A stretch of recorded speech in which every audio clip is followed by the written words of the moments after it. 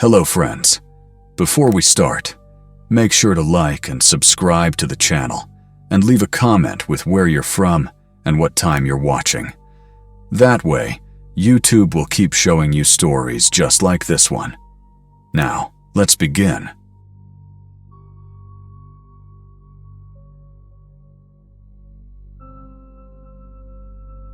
Turning 27 felt heavier than I expected. Not old, just exposed. Like I'd crossed some invisible line where people quietly expected me to have my life figured out. I didn't. I worked full-time as a dental hygienist in Durham, North Carolina, lived alone in a ground-floor apartment, and spent most evenings rotating between Netflix, frozen dinners, and my 2 cats. My co-workers noticed the birthday coming before I did.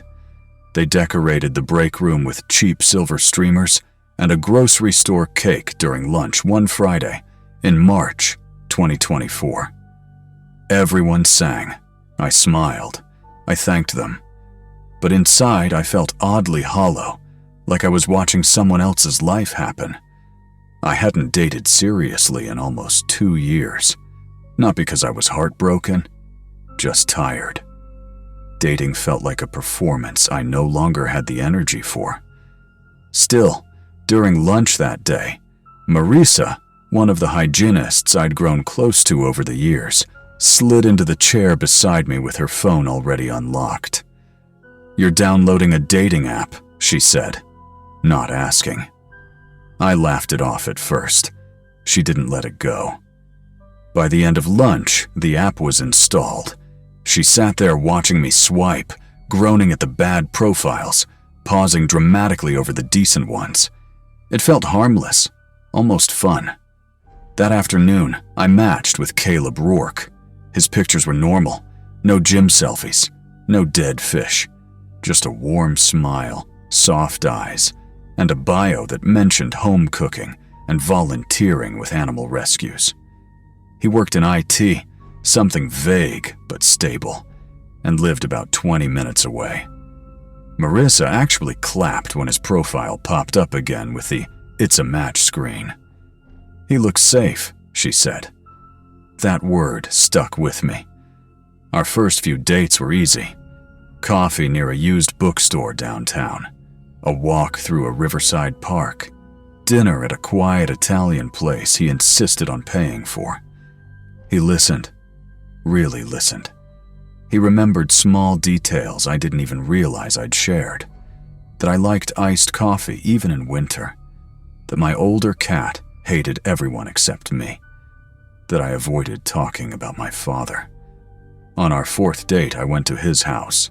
It was tidy, almost sterile. No clutter, no photos. He cooked pasta from scratch and opened a bottle of wine he said he'd been saving for the right moment. We talked for hours. He never touched me unless I leaned in first. From the outside, he was perfect. But there was a pressure beneath it. Subtle. Constant. He texted a lot. Not aggressive, just frequent. If I didn't respond right away, there would be follow-ups. "Did you get busy? Everything okay? Just checking on you." He asked detailed questions about my routine. What days I worked late, where I usually bought groceries, what time I like to go to the gym. I told myself he was just interested. Still, something in my chest tightened every time my phone buzzed. After the 4th date, I knew I couldn't ignore that feeling anymore. I sent the text on a Sunday afternoon. Polite, honest, clear. I thanked him for his time, told him I didn't feel a romantic connection, and wished him well. His response came instantly. "Okay." No anger, no questions, no begging. I felt relieved. I thought it was over. 2 weeks later, I saw him again. I was standing in line at my regular sandwich shop, the same one I'd gone to almost every Friday for years, when I felt that strange pressure at the back of my neck. I turned. Caleb was sitting alone at a corner table, not eating, not on his phone, just watching me. When our eyes met, He smiled and lifted his hand in a small, casual wave, like we were old friends who just happened to cross paths. I waved back without thinking, grabbed my food, and left. I told myself Durham wasn't that big. Coincidences happened. 3 days later, I saw him at my grocery store. Same thing.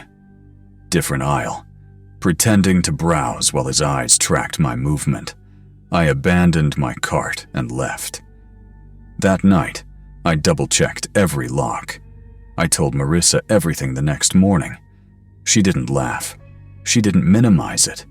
She asked if I'd saved his messages. When she scrolled through my phone, I noticed something new. Texts.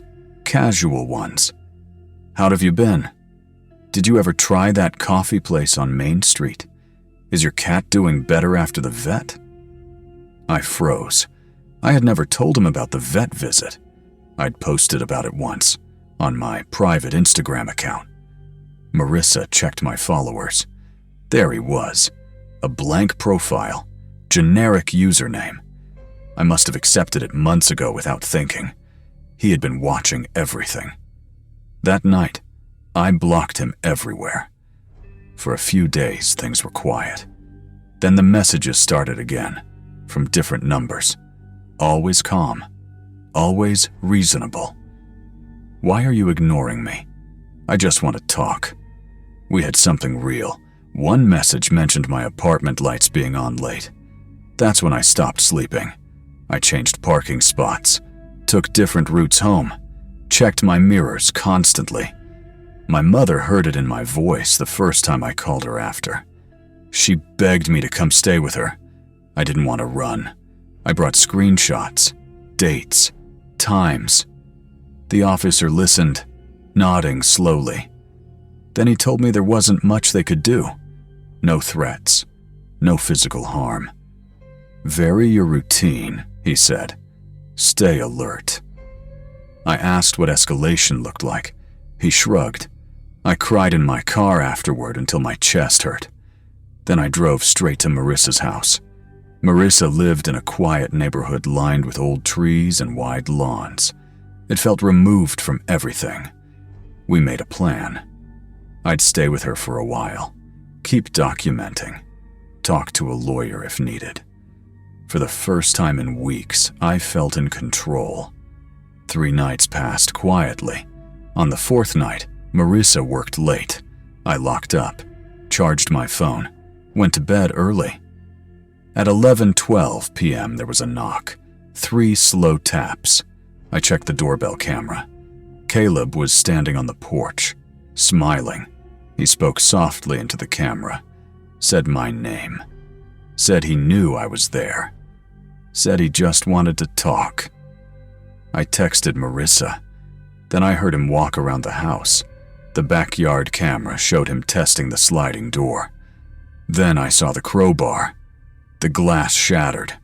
I called 911 while hiding in the bathroom, gripping scissors like they could save me.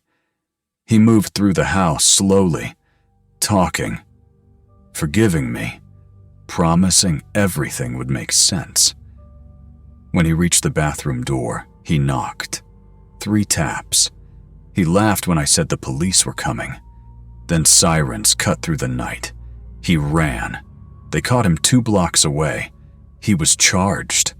The restraining order was granted immediately. I moved, changed my number, deleted everything. Therapy helped, but fear lingers. I still check my locks, still flinch when someone knocks, but I listened to my instincts, and I survived. If something feels wrong, it is.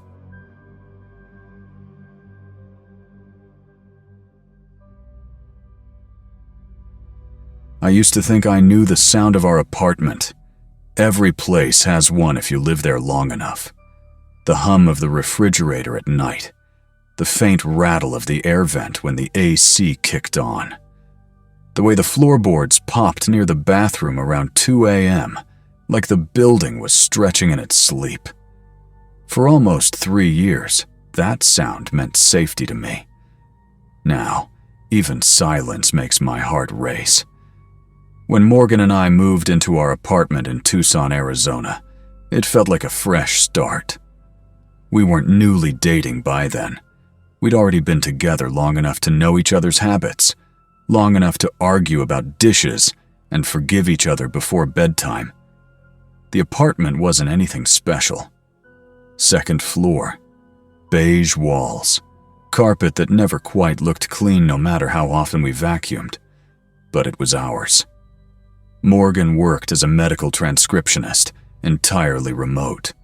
She spent most of her days in the converted second bedroom, headphones on, typing non-stop while listening to audio files I didn't understand and didn't ask much about. I worked across town at an accounting firm, spending my days under fluorescent lights, staring at spreadsheets until the numbers blurred. We balanced each other, or at least I thought we did. She was quiet, observant, intense in a way that made people feel seen when she focused on them. I mistook that intensity for depth, for emotional maturity, for stability. Looking back now, I see it differently. I see the isolation. I see the long hours alone. I see the way her world slowly shrank until it was just our apartment, her thoughts, and me. October of 2022 arrived without warning.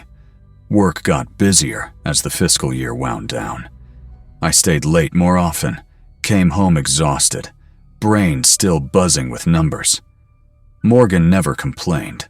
She never asked where I was, never accused me of neglect. I told people how lucky I was.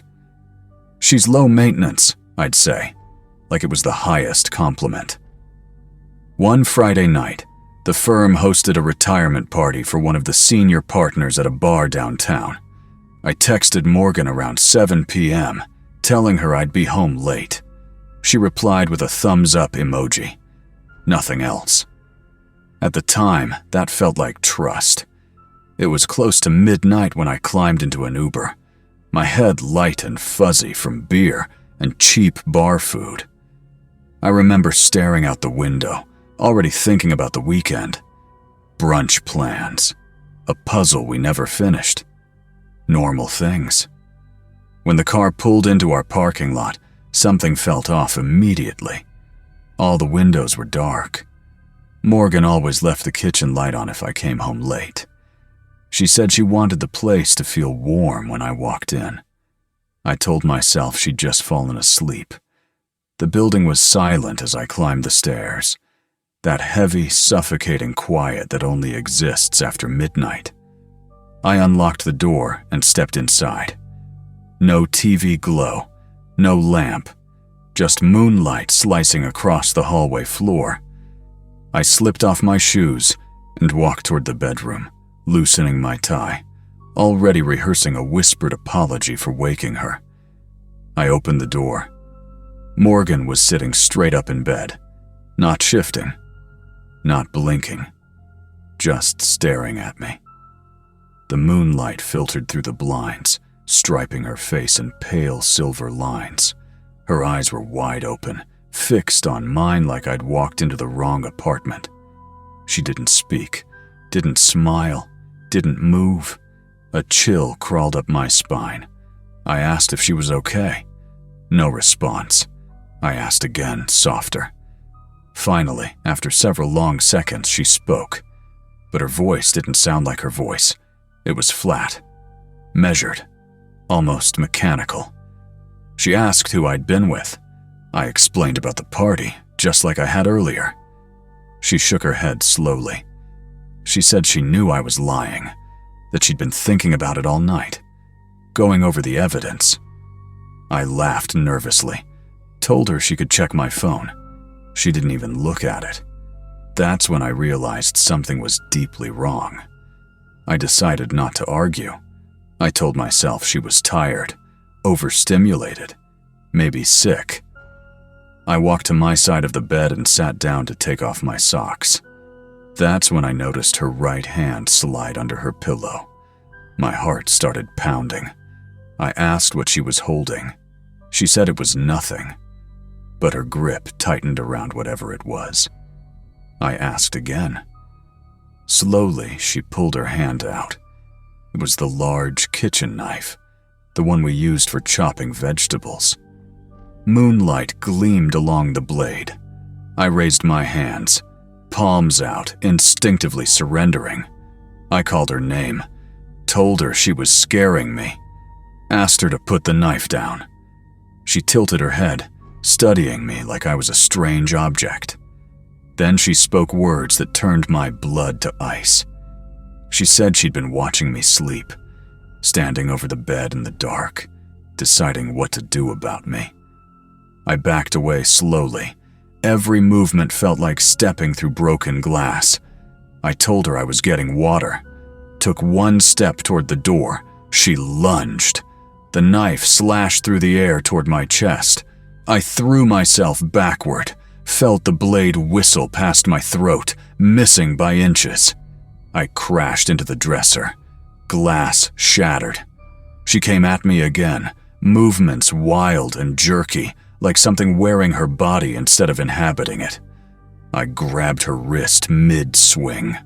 We struggled in the darkness, her breath hot against my face, her strength fueled by pure terror and delusion. I twisted her arm until the knife fell, kicked it under the bed.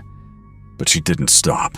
She clawed at my face, my arms, screaming accusations that made no sense. Cameras in the walls, poisoned food, conspiracies. I held her until she collapsed, sobbing. Paramedics took her away. I sat bleeding on the bedroom floor. At the station, officers listened quietly. One of them brought me coffee. Morning light made the apartment look normal again. Too normal. The knife lay under the bed like it had never mattered. In her closet, I found the notebooks. Months of paranoid writing. Dates, diagrams, accusations. The truth hit me harder than the blade ever could. She was diagnosed with a severe psychotic disorder. The doctor said isolation accelerated it. I visited her once. She cried. I never went back. I moved cities, changed jobs, started therapy. I sleep with my door locked. The hardest part isn't the fear. It's knowing the danger slept beside me, and I never saw it until it almost killed me.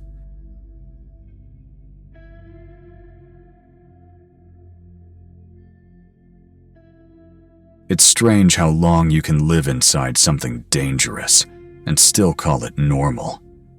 For the longest time, I believed that love was supposed to be uncomfortable sometimes. That compromise felt like shrinking. That fear could be mistaken for passion. I told myself these things so often they became background noise, like traffic outside an open window. Always there, always ignored. I met Rowan at a coworker's birthday party in Columbus, Ohio, in the spring of 2022. I remember thinking how calm he seemed compared to everyone else in the room. While people laughed too loudly and talked over each other, he listened. Really listened. He asked thoughtful questions and remembered my answers. When I mentioned I worked at a pediatric clinic, he asked about the kids, not just the job. When I said I loved thunderstorms, he remembered it weeks later. After years of bad dates and worse relationships, he felt like proof that I hadn't imagined the kind of person I wanted. My friends from nursing school said I deserved someone like him. My mom cried happy tears the first time I told her about him. And I believed, truly believed, that my life had finally settled into the shape it was always meant to take. We moved in together after 8 months. That's when the walls started closing in. At first, living together felt like a reward. Rowan cooked dinner most nights, left notes on the fridge, called me on his lunch breaks just to hear my voice. I smiled at my phone so often my coworkers teased me for it. I was 26 and convinced I'd found my forever. The apartment itself was small but clean. Second floor, neutral colors, a view of a parking lot and a row of identical balconies. Nothing special, but it felt safe, predictable. Rowan worked in logistics for a regional supply company. Long hours, high stress. I worked at a pediatric clinic, which meant emotional exhaustion layered on top of physical fatigue. We bonded over that shared tiredness, over takeout eaten on the couch, over falling asleep to reruns of shows we barely watched. I ignored the early warning signs because they were subtle, because they didn't look like the horror stories you hear about. No screaming, no bruises, no slammed doors, just tension. The first time I saw Rowan drunk was at his company's holiday party that December. He'd always been a light drinker around me. A beer with dinner, wine on the weekends, nothing alarming. But that night, he kept going back to the open bar, shot after shot, louder with each one. By the time we got into the Uber, he wasn't the man I recognized. He accused me of flirting with his boss, said I embarrassed him by laughing at a joke. His voice grew sharper, louder, more erratic. The driver glanced at us through the rearview mirror, and I wanted to disappear into the seat. When we got home, he slammed the door hard enough to knock a picture off the wall and went straight to bed.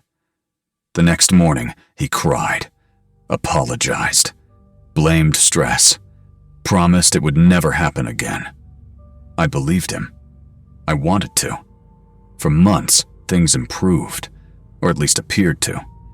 He drank less around me. I buried the memory of that Uber ride deep enough that it stopped surfacing.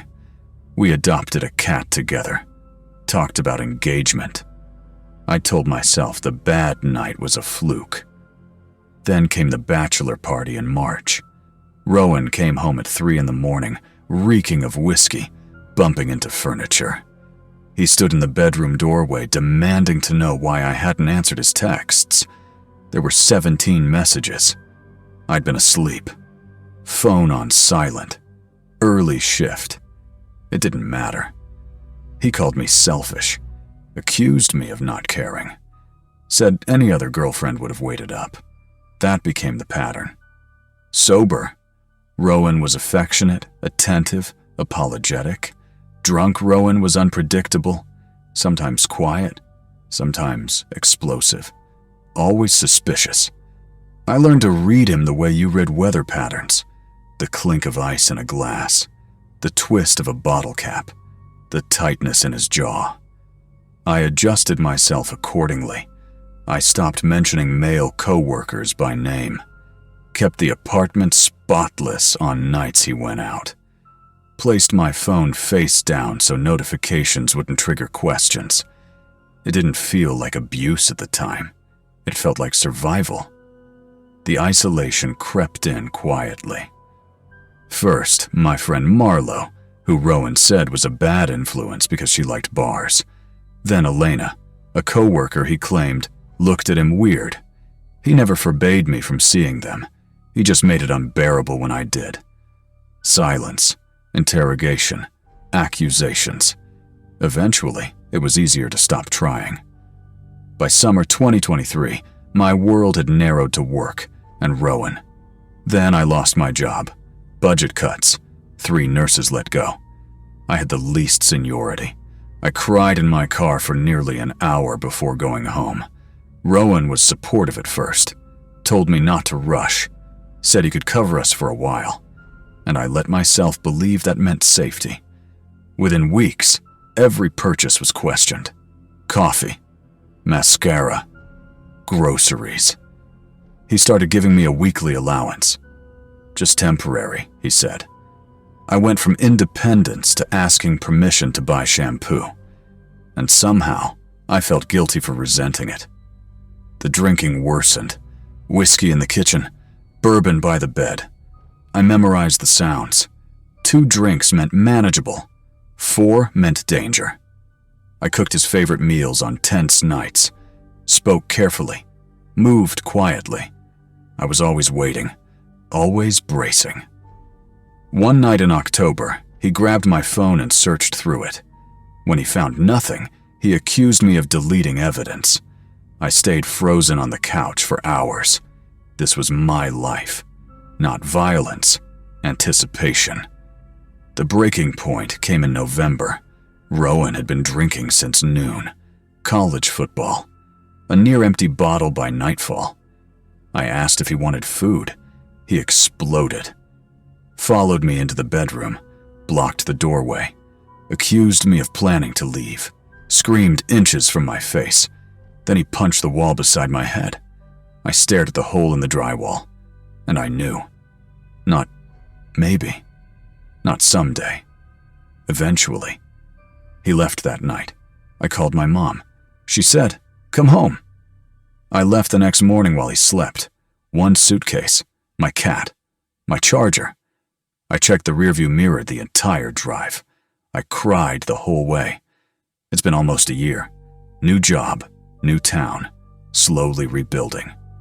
Rowan tried to contact me for months. Apologies turned threats. I changed my number. Some days, ice in a glass still makes me flinch. But I got out. And if you're reading this and recognizing yourself, please know this. There is a way out, even when it doesn't feel like it.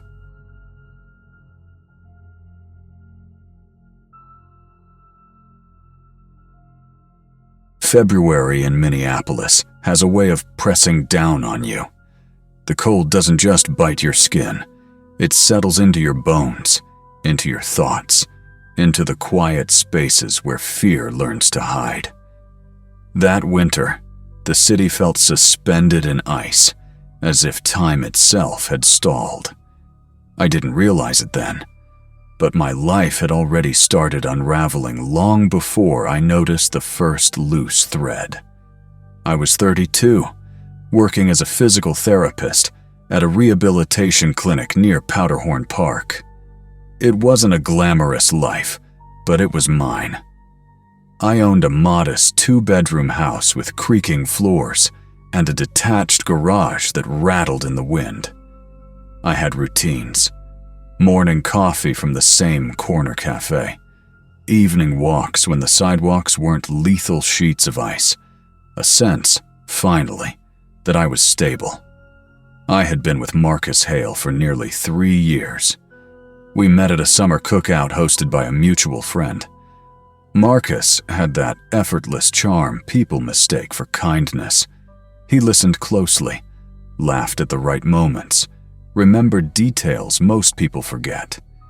He brought wine when invited over, asked about my mother's health, fixed things around the house without being asked. My friends adored him. My mother trusted him. And trust, I learned too late, can be weaponized. When I discovered the messages, everything shattered at once. They weren't ambiguous, not jokes, not misunderstandings. 4 separate conversations. 4 women. Different names, different cities. The same promises copied and pasted like a script. When I confronted him, he cried. When I told him to leave, he begged. When I changed the locks, he went silent. That silence terrified me more than his tears ever had. 3 days later, my co-worker Dana, someone I'd shared lunch breaks and confidences with for years, stopped answering my messages. When I saw her in the staff hallway, she looked at me like I was contagious. Polite, distant, unfamiliar. That weekend, an old friend from college texted me. Marcus called. Said he's worried about you. I hope you're okay. Worried. That word followed me like a shadow. Over the next 2 weeks, people began treating me differently. Conversations softened, voices lowered, questions phrased carefully, like stepping around broken glass. My supervisor called me into her office and asked if everything was stable at home. A neighbor stopped waving. My cousin suggested I take time to heal. Marcus had gotten to them first.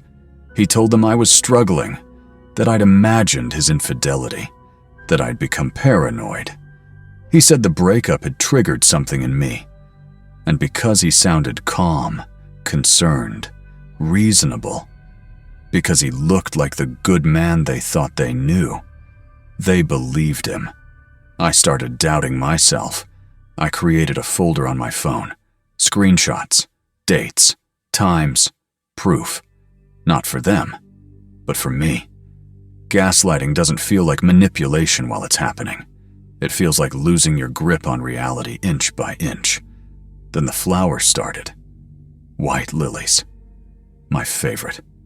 No card. No note. Just placed neatly on my front step.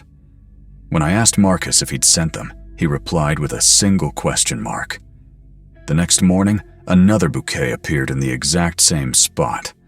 I checked my doorbell camera. The footage jumped from an empty porch to flowers already there. No delivery truck. No person. Someone had accessed the system remotely. Marcus still had the password. That night, I changed everything. Emails, banking, phone accounts, Wi-Fi, smart locks. My hands shook so badly I had to keep retyping passwords. When I called my phone provider, they told me another device had been linked to my account months earlier. A phone I didn't recognize. He had been watching me, listening, reading, tracking my location. He knew who mattered to me because he'd been inside every private moment I thought was safe. The police station smelled like old coffee and disinfectant. I sat under flickering fluorescent lights while an officer flipped through my evidence. He listened, nodded, then told me there wasn't much they could do. No threats, no violence. Shared passwords weren't illegal. I walked out feeling smaller than I'd ever felt. 4 days later, my doorbell rang. I checked the camera. Marcus stood on my porch, holding a single white lily. I didn't answer. I watched him through the screen as his expression shifted, patience melting into irritation, then something darker. He leaned toward the camera and spoke softly. "I know you're watching." My blood turned to ice. I've always been better at this. That night, I didn't sleep. I sat on the couch with every light on, gripping a kitchen knife until dawn. 2 days later, my back door was unlocked. Nothing was stolen, nothing disturbed, except for one thing. On my pillow sat a photograph. It was me, sleeping. Taken from inside my bedroom. On the back, written in his handwriting, "You look safest when you don't know." This time, the police listened. A restraining order was granted. Locks were changed. Evidence was logged. Consequences became real. Marcus disappeared from my physical life, but the damage remained. Some people believed me. Some apologized. Others never did. Marcus moved out of state 8 months later. I still live in Minneapolis. Still walk the same streets. Still check my locks 3 times every night. Because even now, even with the silence, I know some people don't stop watching. They just wait.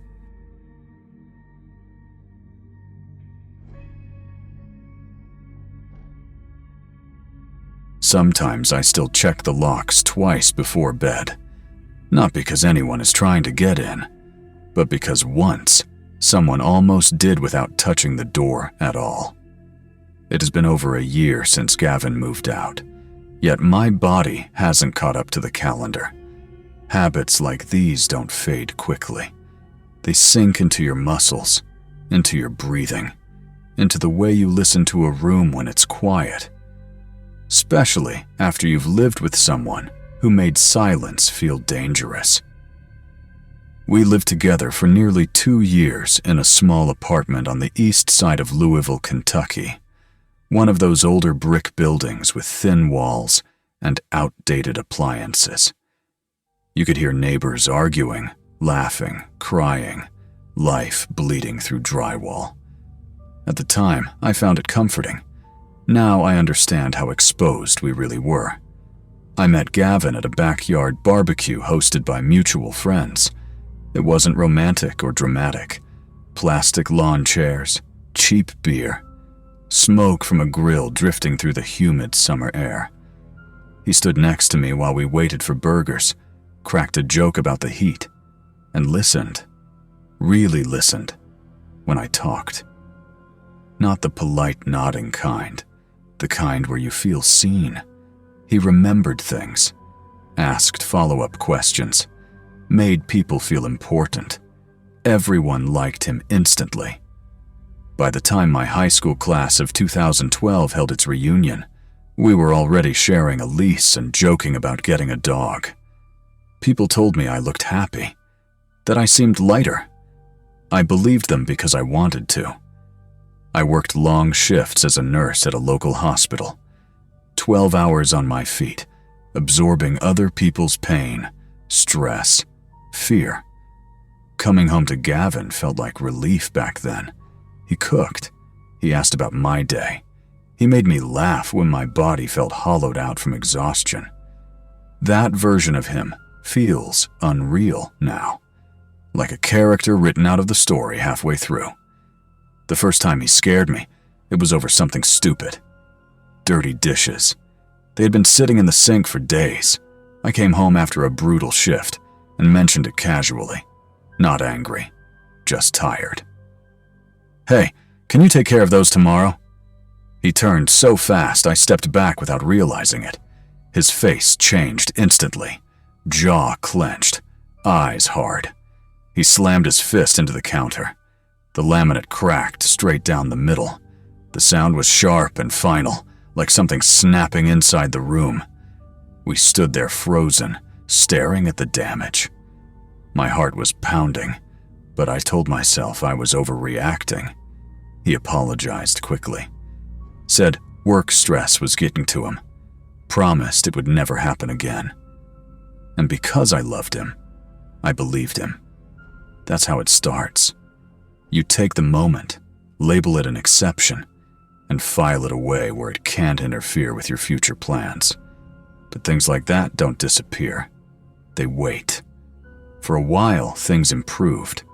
Gavin started therapy, talked about anger management. He was attentive again. Flowers, weekend trips, the version of him I wanted back. Then came the hole in the bedroom wall because I forgot to text when I got to work. Then the shattered phone against the refrigerator because his boss criticized him. Each apology sounded sincere, each promise convincing, and each explosion came faster than the last. I started adjusting myself, choosing words carefully, avoiding topics, monitoring tone. I didn't realize it then, but I was slowly compressing my personality to fit inside the safe spaces between his moods. The day everything truly changed started quietly. It was a Saturday. We slept in, made breakfast together, watched a documentary about deep-sea creatures Gavin had been excited about. Around noon, he asked if we could talk. His voice was calm. Too calm. We sat on the couch. I remember thinking, stupidly, that he might be planning to propose. Instead, he told me about something his therapist had helped him realize. He said he'd been having violent thoughts, intrusive ones, images that came without warning when he felt overwhelmed or upset. He described them carefully, like explaining a medical condition. He said sometimes during arguments, he pictured hurting me, choking me, hitting me. Said the images were so vivid he could almost feel his hands doing it. I sat there staring at the paused television screen. Some glowing creature frozen in deep water. Breakfast dishes still in the sink. He said his therapist told him these thoughts didn't mean he was violent, that lots of people have them, that the fact he was disturbed by them was proof he'd never act on them. He reached for my hand. I let him take it. My fingers felt numb. He said he was telling me because he loved me, because hiding it felt dishonest, because trust mattered. I nodded, said something supportive, but my voice sounded distant, like it belonged to someone else. All I could think about were those moments when his eyes went empty during arguments, when his face shifted before he caught himself. I had thought it was anger. Now I knew what he was seeing. That night, he slept easily. Confession relieved him.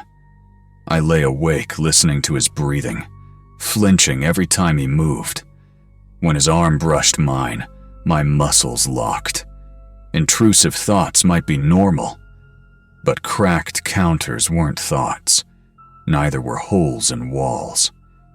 At 4 a.m, I stood in the kitchen tracing the crack in the laminate with my finger, wondering how many times he had imagined my face there instead. After that, I noticed everything. The way his jaw tightened, his fists clenching during minor disagreements, the way he stared at me sometimes, expression blank.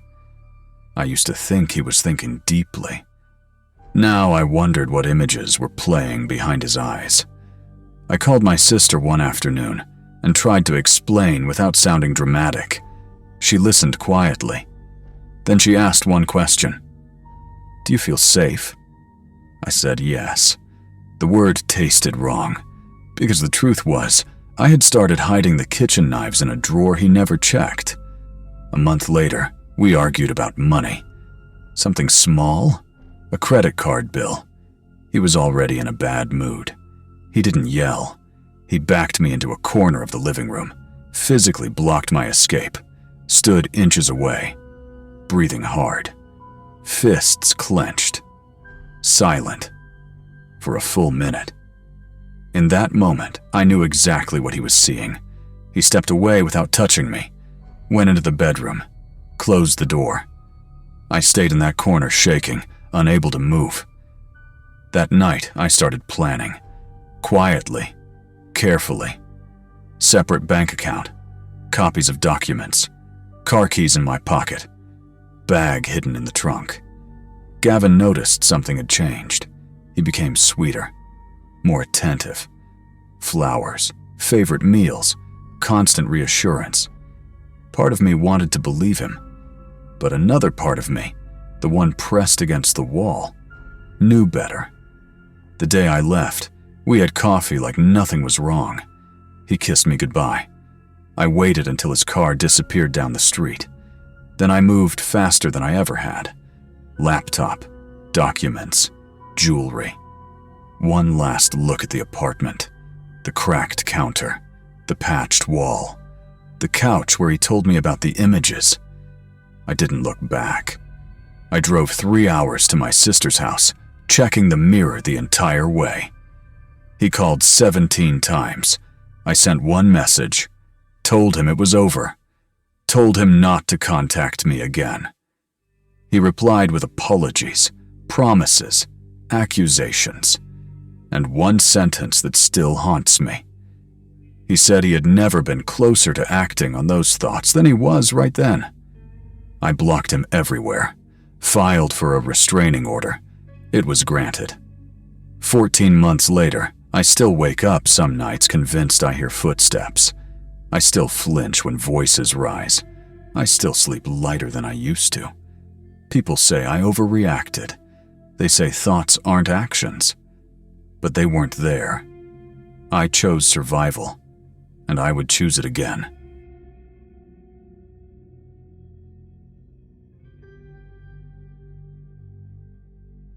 I sometimes measure time by the locks on my doors. The heavier ones came first. Solid steel deadbolts, the kind that make a dull, reassuring sound when they slide into place. Then the motion sensors, then the cameras. Even now, years later, I still pause before bed to check each one. Front door, back door, windows, twice. Not because I expect someone to be there, but because once, someone already was. My 10-year nursing school reunion happened last spring, and sitting in that rented banquet hall, surrounded by familiar faces that felt strangely distant, I realized how much of my adult life had been shaped by a relationship I thought was perfect. A relationship that quietly taught me how fragile safety really is. Back then, I was living in Albuquerque, New Mexico, working as a dental hygienist at a small family practice near the foothills. My days were routine. Early mornings, bright exam rooms, the hum of equipment, polite conversations that stayed safely on the surface. I liked the predictability. After a rough few years of school and student loans, stability felt like success. That's when I matched with Vincent Calder. His profile was unremarkable in the best way. A warm smile, a mention of rescue dogs, weekend hikes in the Sandia Mountains. Nothing flashy, nothing alarming. Our first date was supposed to be dinner. It turned into drinks. Drinks turned into wandering Old Town until the shops closed and the streets emptied. He listened the way people rarely do, focused, curious, storing details like they mattered. When he texted me the next morning, referencing an obscure movie I'd casually mentioned loving as a kid, I felt that familiar flutter of hope. I told my sister Noel that this one felt different. She warned me gently that charm could be a mask. I laughed it off.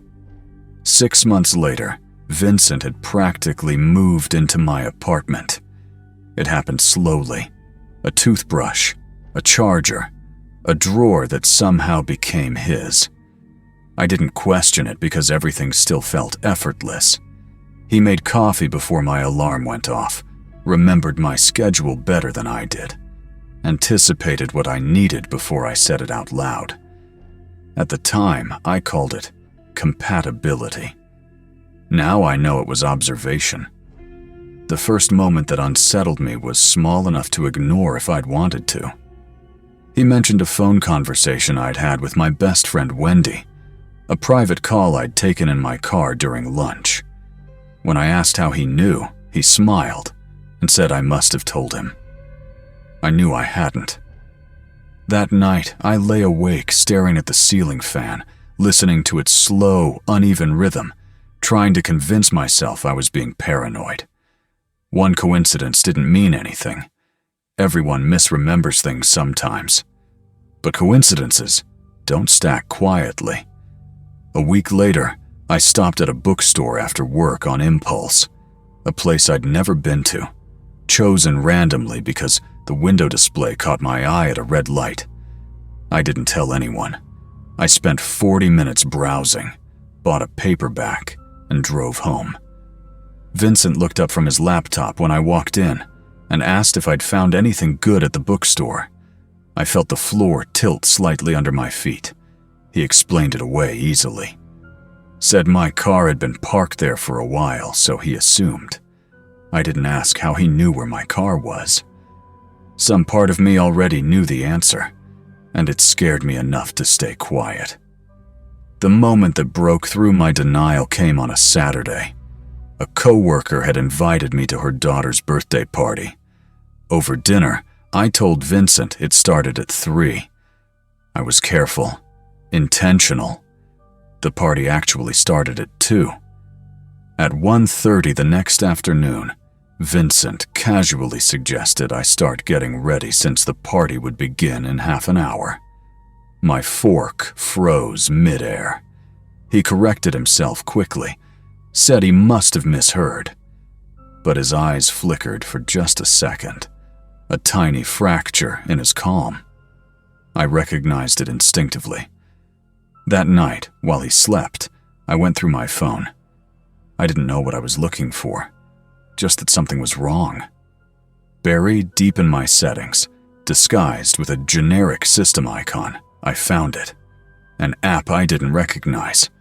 When I searched the name, my chest tightened until breathing hurt. Tracking software. It logged my location every 30 seconds, recorded calls, stored texts, activated the microphone remotely. It had been installed 8 months earlier, around the second month of our relationship, back when he'd borrow my phone to look something up or take photos of us together. I sat on the bathroom floor at 3 in the morning, reading about stalkerware, about intimate partner surveillance, about women whose lives were dismantled by someone who claimed to love them. I deleted the app immediately, then realized that might have been a mistake. Vincent acted normal the next morning. Breakfast, a kiss on my forehead, questions about my day.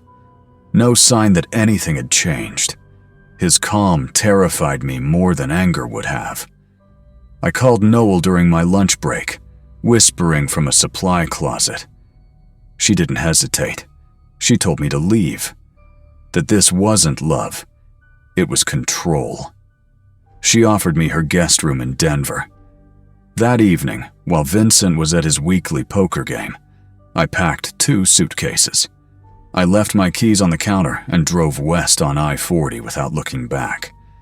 For a while, I thought leaving was enough. I changed my number, my email, my passwords. I blocked him everywhere. Noel's neighborhood was quiet, protected by a security system and a German shepherd who barked at every shadow. I started sleeping through the night again. I even went on job interviews. Then the flowers arrived. White lilies. My favorite. Delivered to Noel's front door with a card that read, "I understand you needed space. I can wait." No signature, no return address. He knew where I was. The police told me flowers weren't a crime. I documented everything anyway. That night, Noel and I searched the house. We found a small listening device taped beneath the coffee table. He had been inside. Locks were changed. Cameras added. Sleep became shallow and restless. I noticed everything. A car idling too long. Footsteps that didn't match a pattern. I filed for a restraining order. The judge granted a temporary one. Vincent vanished. No apartment. No car. No phone. On paper, he didn't exist. But I knew he was watching. 3 weeks later, I received an email to my brand new address. No subject line, just a photograph. Me, sitting in Noel's kitchen, drinking coffee that morning. The timestamp read 7:42 a.m. The detective assigned to my case, Arlene Kendall, treated it like a mission. Traffic cameras led to a rental van. The van led to a false identity. When she showed me the driver's license photo, my breath left my body. It was Vincent. Different name. Same eyes. He was arrested 2 days later in a motel room 12 miles away. Inside, they found printed photographs of me, detailed movement logs, and equipment I didn't understand. The trial lasted 3 days. They convicted him on all counts. I moved after that. Somewhere quieter. Somewhere unnamed. I still check my phone for unfamiliar apps. I still don't park in the same place twice. Vincent taught me that attention can be a cage, that love can be surveillance, and that sometimes survival means running, even when no one else sees the danger. I got out, just in time.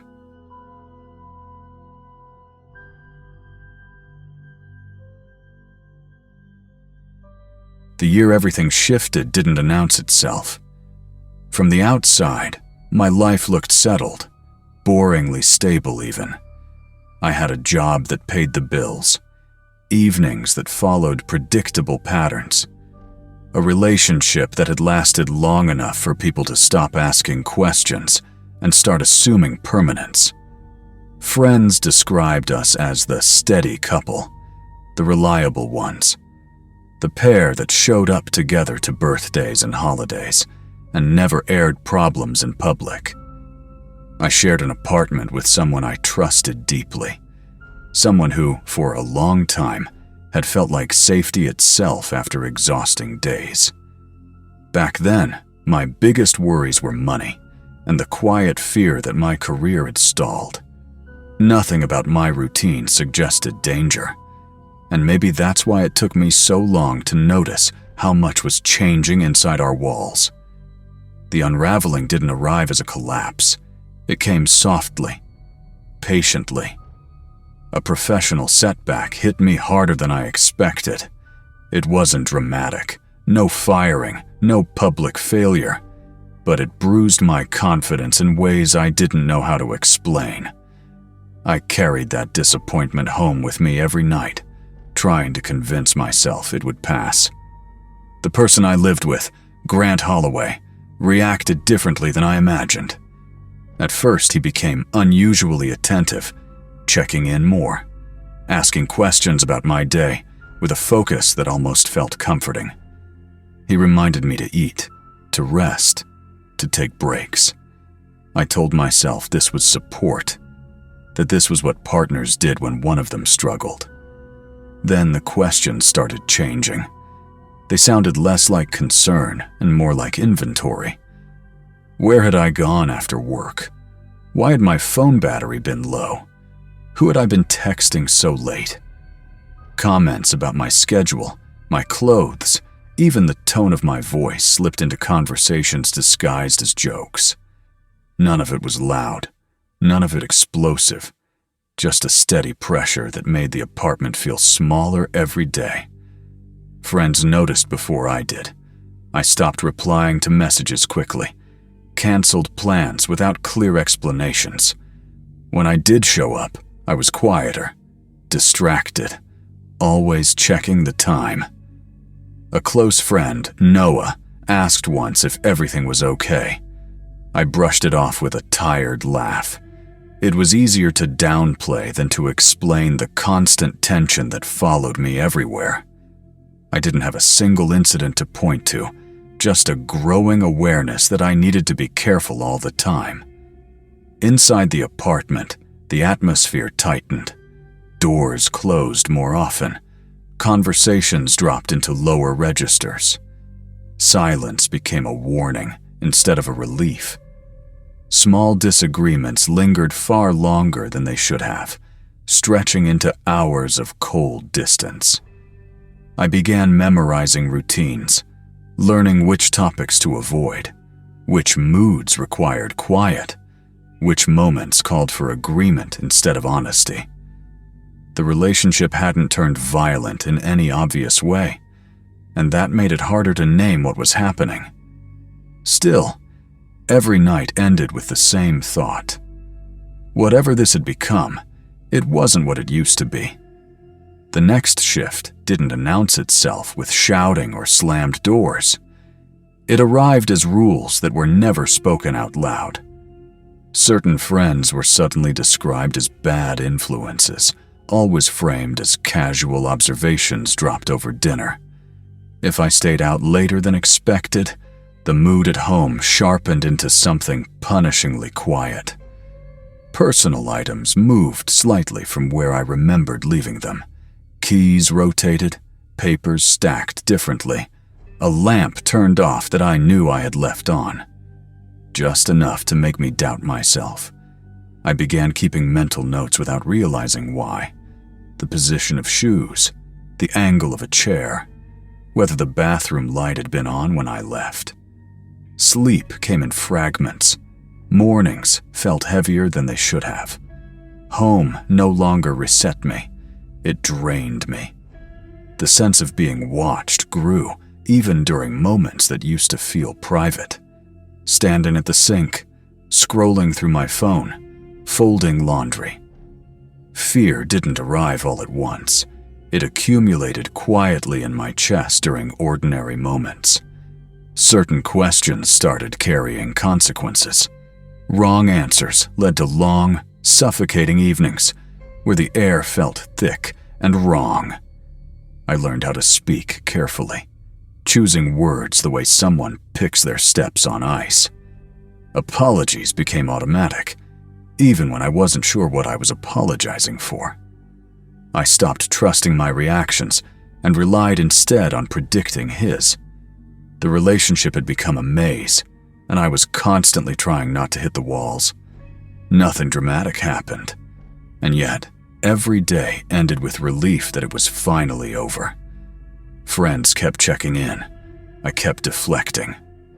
Another friend, Marlin, noticed the dark circles under my eyes and asked if I felt safe. The word stayed with me long after the conversation ended. Safe. I laughed it off, said things were just stressful, that everyone went through rough patches. What I didn't say was how my body reacted to the sound of the front door opening, or how my pulse spiked when my phone battery dipped below 10%. Admitting fear felt like betrayal, not just of Grant, but of the version of my life I'd presented to everyone else. So I stayed quiet. I hoped it would pass. The day authorities became involved didn't start differently than the others. Routine carried me through the morning until the tension finally spilled beyond the apartment walls.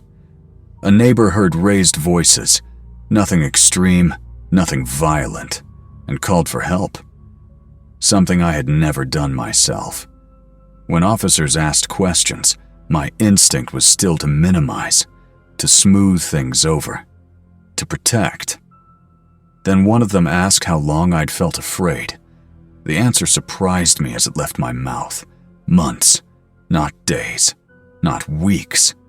Months of slow, silent erosion. Saying it out loud made the truth impossible to ignore. Once the truth surfaced, everything moved faster than I was ready for. Statements were taken. Questions repeated in different ways. My private life unfolded under fluorescent lights.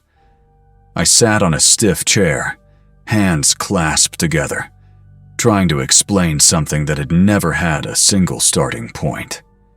There was no dramatic incident to describe, just a pattern that had reshaped my days piece by piece. One officer said something that stayed with me. Harm doesn't always leave visible marks. It felt validating and devastating at the same time. Leaving the apartment wasn't dramatic. It was methodical, controlled. I packed essentials while someone stood nearby to make sure nothing escalated. Familiar objects looked wrong when I knew I wouldn't be returning to them. The couch where I'd spent countless evenings felt foreign, like it belonged to someone else's life. Grant barely spoke. That silence weighed more than any argument ever had. Walking out with a bag over my shoulder felt unreal, like stepping off a stage after a performance that had gone on far too long. Relief came in waves, tangled with guilt I didn't understand. In the weeks that followed, friends filled the quiet spaces I hadn't realized were empty.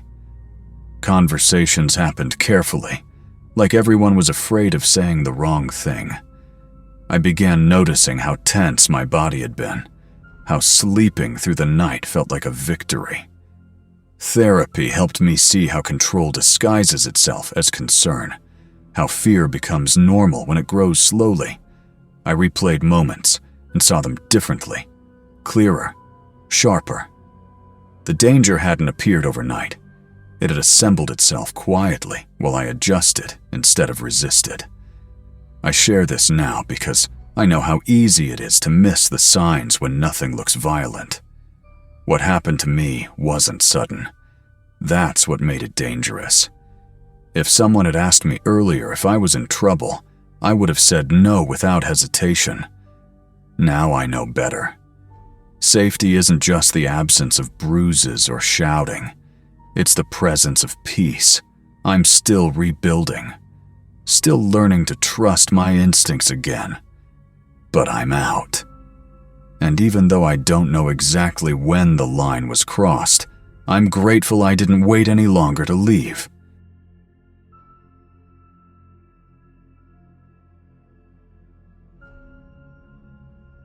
Living in a mid-sized apartment complex has a rhythm of its own. You can't escape it, even if you try. Every creak of a floorboard, every muffled conversation through the walls becomes part of your life whether you like it or not. At the time this happened, I was working long, irregular shifts at a boutique architectural firm in Phoenix, Arizona. sleeping lightly, ears always half attuned to the building's nocturnal murmurs. The night started ordinary, lights low, a cup of coffee cold at my side, scrolling through emails and half-finished design sketches on my tablet. But then the sound arrived, raised voices cutting sharply through the walls. I paused mid-scroll, trying to identify the source. This wasn't playful arguing, nor drunk laughter bouncing through hallways. This was brittle, rehearsed shouting, the kind that carried years of tension in every syllable. I recognized the apartment immediately. Across the hall lived Gideon and Harper, a couple who'd moved in a few months prior. They were polite enough in passing, exchanging nods and forced smiles, but there was always something taut about their interactions, like a taut rope ready to snap. I had overheard them squabble before, a whisper of irritation, a quiet slam of a cabinet door. But this was different, focused, intentional, like something inside the apartment had finally cracked. The argument spilled into the hallway. Their door slammed open so violently it rattled the frame. Gideon's voice was unmistakable, loud and urgent. Accusations tumbled from his lips, rapid and unrelenting. Harper's responses were clipped, calculated, the kind of measured words that make sharpness more dangerous. I could see the faint light from the hall crack as other neighbors peeked just enough to witness the confrontation without intervening. I stayed on my couch, heart thudding, telling myself that apartments like this came with rules. Never step into someone else's mess. Then came the noise, something heavy hitting the wall inside their apartment, followed by a dull thud on the floor. And suddenly, silence. Not the natural lull after anger, but an eerie, deliberate pause. The door closed slowly this time, clicking into place with an almost purposeful gentleness. No footsteps followed, no voices, just the faint hum of the building settling back into its own inertia. Sleep refused to arrive that night. My thoughts rotated endlessly around the final sounds, the measured click of the door, the thud that didn't quite belong. By morning, sunlight filtered weakly through my blinds, casting long shadows that stretched like fingers across the floor. When I finally stepped into the hallway to take out trash, Gideon leaned casually against the wall, phone in hand, expression unreadable. Harper stepped out for a while, he said casually when he noticed me. Needed space after last night. It happened sometimes. His tone was too smooth, too practiced. No lingering tension, no hint of chaos. Just the kind of calm that made my stomach twist in suspicion. There was no sound of a door opening or closing after the night's incident, but he said nothing. That casual lie, or truth, I couldn't tell, made my unease deepen. As the day unfolded, quiet rumors began circulating. Someone mentioned checking the security feed, noticing gaps in the camera footage of the main exit and hallway. Harper's phone hadn't pinged beyond the building for hours after the argument. These details, minor on their own, started knitting a pattern that was impossible to ignore. By evening, police officers arrived in measured steps, asking calm but precise questions. They wanted to know everything: the sounds, the timing, how the argument ended, the subtle shifts in noise that night. I told them about the thud, the slow click of the door, the unnatural quiet that followed. One officer paused longer than the others, pen hovering above his notebook, as if reluctant to commit these observations to paper.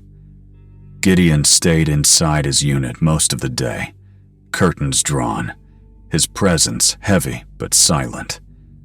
When he stepped out briefly to smoke, his movements were careful, deliberate, like every gesture had been rehearsed and calculated.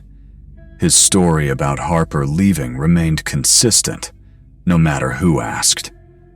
That consistency should have been reassuring. It wasn't. The following evening brought the maintenance team. A neighbor had complained of unusual noises in the plumbing during the night of the argument. I watched as 2 workers entered Gideon's apartment, tool bags in hand, and emerged quieter than they had come in. One avoided eye contact with everyone, shaking his head slightly when the building manager whispered something. Soon after, police returned with gloves and evidence bags. The air felt thicker, heavier, charged with the memory of the night. Gideon was escorted out, hands free but flanked closely. Calm, polite, unnervingly composed. As he passed me, he gave a quick nod, just a slight tilt of the head, a gesture I'd seen him use countless times before. But it made my chest tighten. That nod felt like a warning. That night, sleep was impossible. My phone buzzed with neighbors' fragmented stories. Security footage had been manually accessed around the time Harper supposedly left. Phone records indicated the last call had ended minutes after the door closed. Every detail added weight, slowly pressing me under its gravity. I lay awake, tracing the night in my mind, replaying the argument, the thud, the silence. It became something darker the more I thought about it. The evening had felt ordinary before the shouting began. How easily life could slip sideways without warning. Knowing I had been just a wall away made the memory intimate and suffocating. The resolution came quietly, without fanfare. Weeks later, a brief notice confirmed Gideon had been charged, and Harper's disappearance was no longer considered voluntary. Details were scarce, but enough leaked to affirm what everyone had feared. The night after the door shut, something irreversible had occurred. Life in the building resumed its rhythm. New tenants moved in, conversations shifted to safer topics. Still, I remain hyper-aware of sounds in shared spaces. Hallways are no longer neutral. Every click of a door, every shadow in the light flicker, carries weight. That night taught me how ordinary horror can look until it has already passed. No dramatic warnings, no flashing alerts, just raised voices, a door closing, and a story that almost remained untold. Even now, years later, I notice the smallest details.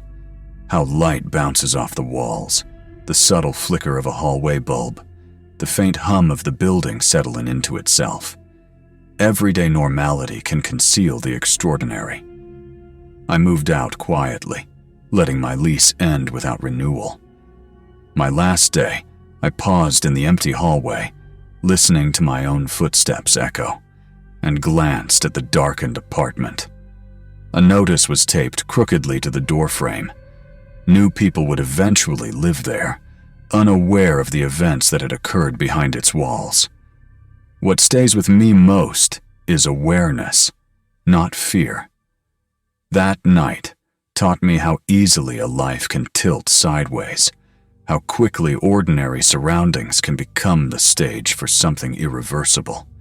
Raised voices, a careful door, silence. These are enough to unsettle an entire life. I share this now not for closure, I know that rarely arrives, but to remind anyone listening that silence is never neutral. And some walls, no matter how ordinary, remember everything.